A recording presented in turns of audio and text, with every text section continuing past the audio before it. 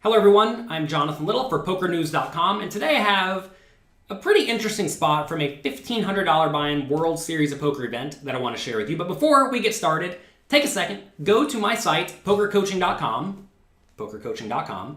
and sign up for a completely free trial. There we have tons of interactive quizzes, but also a lot of homework challenges that will force you to think about how to play your entire range in common spots that you will very frequently encounter. If you can learn to combat and play well in these very common scenarios, you're going to be way ahead of your opponents who are busy thinking about their exact hand and not really extrapolating to figure out how to play every potential spot they can find themselves in. So check it out. It's completely free to sign up for a trial. Go to pokercoaching.com. So in this hand, it's pretty wild. Folds around to a tight aggressive kid who raises to 750. This player has been active enough. And with 50 big blind stacks with ace queen in the small blind, we have two options. We can either call or re-raise to about 2,700. Re-raising smaller is not a good idea. Some people in this spot will always re-raise to 1,800, but what happens then is your opponent gets to call from in position for only 1,000 more chips into a pot that's going to be about 4,000, and clearly they're going to realize 25% equity or more from in position, right? So if you are going to re-raise from out of position, you pretty much always want to be re-raising to about 3.5 times your opponent's bet size, maybe even more as you get deeper and deeper. So in this scenario, we do make it 2,700, and now a splashy player cold calls in the big blind. Some players are really splashy. They'll cold call here with 10-8 suited. Some players are more reasonable. They'll only have pocket 10s and better and ace-king. That said, you have to think your opponent would jam their best hands because obviously I'm not going to fold for 2,300 more, right? So I have no clue what's going on in this scenario. And I don't think there's any real way to even figure it out. Without experience against your specific opponents, you're really not going to know what they're doing. Obviously, the opponent must have something. He's not going to call you a 9-4 offsuit, right? But at the same time, I would not say that the splashy player just clearly has aces or clearly has kings, because I block aces, right? Some people will just only have the exact nuts, but in a random $1,500 buy-in World Series of Poker event, I am certainly not narrowing the opponent's range to only the nuts.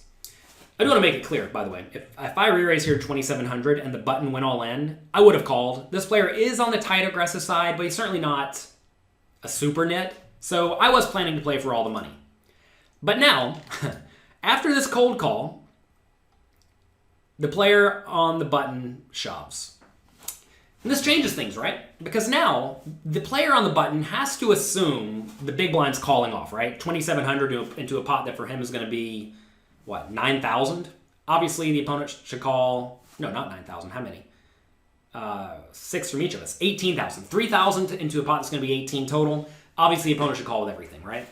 He needs 18% equity. So, the player on the button has to assume he has no fold equity whatsoever. So, no fold equity whatsoever, what should the player on the button be jamming? Well, it depends on what they think of my strategy, right? Because... I'm going to be getting pretty good odds, too. At this point, I have to put in 12,000 to win a pot that's going to go up to about 35,000. And even then, there's a side pot involved, so it's a kind of interesting scenario. I have to assume the player on the button has a very good hand. Because, first off, I'm 3-betting. I haven't been insane. And he has no fold equity against the big blind. But he does have a side pot, some money in the side pot against the big blind, so it's hard to figure out what's going on, right? And this will often be the case in these rather abnormal scenarios. That said, I think the guy on the button probably has something pretty good. Probably something like ace-jack suited and better, maybe pocket 8s and better. And against that range, ace-queen just actually isn't in all that great of shape. Plus, the player in the big blind may have some of my cards blocked, right? The player on the big blind very easily could have a hand like ace-10 or queen-jack, right? These are hands that the opponent may splashily call, just trying to flop well, which obviously doesn't make sense, but he's calling with something, right? So he has to have something in his hand. And the hands that make the most logical sense are going to be big cards that he thinks perhaps are not good enough to get in with. So all of this considered, especially given this is a $1,500 World Series event where we will probably find ourselves in better spots in the future, I think we need to make a snug fold. I mentioned this in a previous video for Poker News, that in small stakes World Series events, or small stakes events in general, you really do want to just kind of hang around, especially when your opponents are clearly trying to get all their money in the pot. Because very often when they're not getting their money in the pot, they'll just let you have all those small pots. And when they are putting their money in the pot, they usually have something pretty good. Obviously, this is a broad generalization. Some people are just happy to blast their stack in. But in general, when people care about a tournament, like say it's even the weekly big guaranteed tournament at your local casino, or the Sunday Million online, where there's, it's like a big deal for a lot of players. Most of those players aren't just trying to blast their stack in with nothing. They usually have something pretty good, and they're not afraid to play a big pot. So how does Ace Queen fare against hands that are not afraid to play a big pot? Well, pretty poorly. So we have to fold.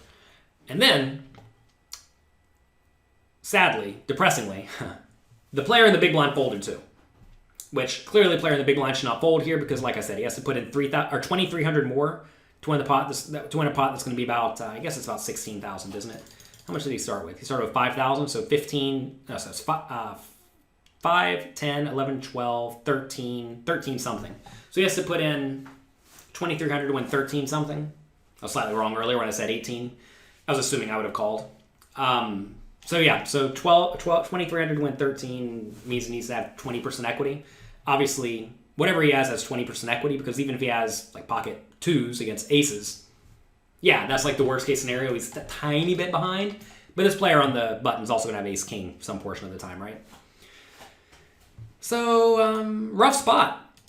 We don't get to see if we were right or wrong. Sometimes you don't even get to see if you're right or wrong. And I know that drives some people nuts. Many people ask me on a regular basis, like, how do you sleep at night thinking about all those poker hands? And the answer is, I write them down, I review them later, and then I forget about them. I try to figure out the right way to go about approaching these scenarios, and then move on with my life happily and productively.